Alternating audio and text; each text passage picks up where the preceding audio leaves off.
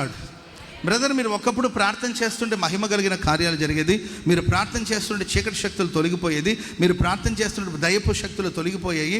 ఇప్పుడు ఏమైంది బ్రదర్ అని అడిగితే వీళ్ళు చెప్పే ఇప్పుడు దయ్యాలు ఊర్లో లేదంట.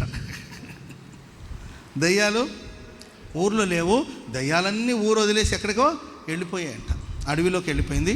ఊర్లో లేవు. ఒకప్పుడు నేను ప్రార్థన చేస్తే ఊర్లో దయ్యాలు ఉండేవి, అవన్నీ పోగొట్టి ఇప్పుడు ఊర్లో ఎందుకు ఉండవండి?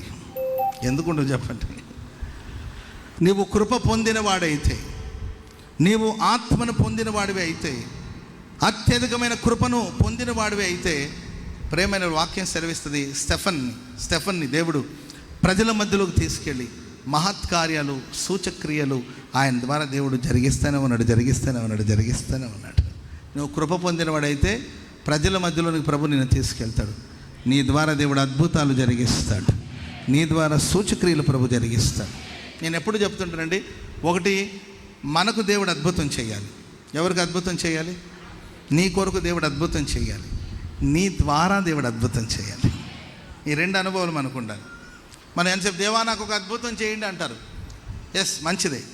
నీకు ఒక అద్భుతం జరగాలి, నీ ద్వారా దేవుడు అద్భుతం చేయాలి. అబ్రాహాముతో అంటాడు, నేను నిన్ను ఆశీర్వదిస్తాను, నీవు ఆశీర్వాదకరంగా ఉండాలి. ఆ మొదటి అనుభవాన్ని కోరుకు, ప్రభువా నాకు ఒక అద్భుతం చేయండి. ఈరోజు ఈ వార్షికోత్సవ సందర్భాన్ని నా జీవితంలో అద్భుతం చేయండి.